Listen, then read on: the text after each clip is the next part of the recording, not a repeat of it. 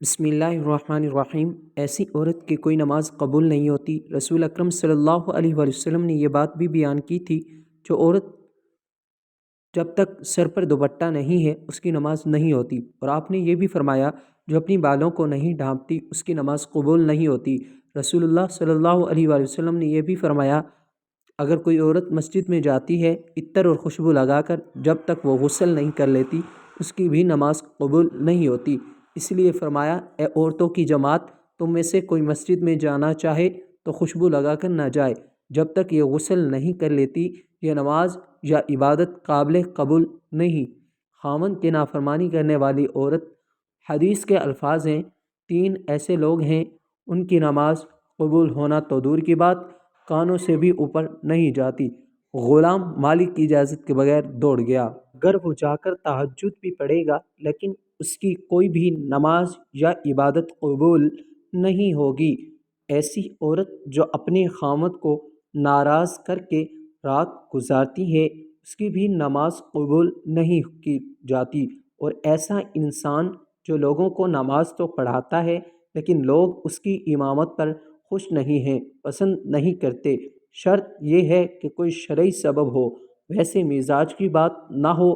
ایسا انسان اگر کسی سبب کی وجہ سے لوگ اب سے پسند نہیں کرتے تو ایسے انسان کی نماز بھی قبول نہیں ہوتی۔ حضرت ابو ہریرہ رضی اللہ تعالی عنہ، آپ صلی اللہ علیہ وسلم نے فرمایا تین لوگوں کی نماز قبول نہیں ہوتی۔ نماز قبول ہوتی ہے اور نہ کوئی نیکی اور اوپر چڑھتی ہے۔ بھاگے ہوئے غلام کی جب تک کہ اپنے مولا کے پاس نہ آ جائے اس کے ہاتھ میں اپنا ہاتھ نہ دے دے۔ ایسی عورت جس سے اس کا شوہر ناراض ہو۔ نمبر 3، اور مست شرابی کی جب تک شراب کا اثر ختم نہ ہو جائے۔ اس حدیث کے فائدے میں لکھتے ہیں مرد عورت پر نگراں اور عورت اس کے ماتحت ہے۔ خدا کے بعد عورت کے لیے شوہر ہی ہے۔ والدین کے حق پر شوہر کا حق غالب ہو گیا ہے۔ اگر مذہب میں کسی کو سجدہ تعظیمی کی اجازت ہوتی تو عورت کو ہوتی کہ وہ شوہر کو سجدہ کرے۔ حدیث پاک صلی اللہ علیہ وآلہ وسلم میں ہے عورت کے لیے اس کا شوہر جنت یا جہنم ہے، کیونکہ اس کے حق کو ادا کر کے جنت پا سکتی ہے۔ جس کا اتنا بڑا حق ہو بھلا اسے ناراض کیسے کیا جا سکتا ہے؟ خدا نے جسے رفیق حیات بنایا ہے، زندگی بھر کا ساتھی اور معاون بنایا ہے، دنیا میں جس کے بغیر گزارا نہیں، اسے کیسے ناراض رکھا جا سکتا؟ اس لیے اگر شوہر ناراض ہو جائے تو اسے راضی کرنے کی کوشش کرنی چاہیے، کیونکہ اس کے بغیر دنیا آخرت میں نقصان ہے۔ حضرت عائشہ رضی اللہ تعالی عنہ کی روایت ہے کہ نبی کریم صلی اللہ علیہ وآلہ وسلم نے فرمایا بالغہ عورت کی نماز سر ڈھانپے بغیر قبول نہیں ہوتی۔ اس حدیث میں نماز کے دوران سر ڈھانپنے کا حکم ہے، چنانچہ اگر عورت دوران نماز سر نہ ڈھانپے تو اس کی نماز نہیں ہوتی ہے۔ عورت کو نماز میں ہاتھ، پاؤں اور چہرے کے علاوہ باقی سارا بدن ڈھکنا ضروری ہے۔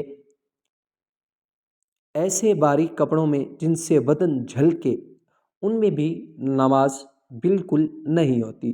جو کپڑے ایسے باریک ہوں کہ اندر سے بدن نظر آئے ان سے نماز نہیں ہوتی۔ نماز کے لیے دوپٹہ موٹا استعمال کرنا چاہیے۔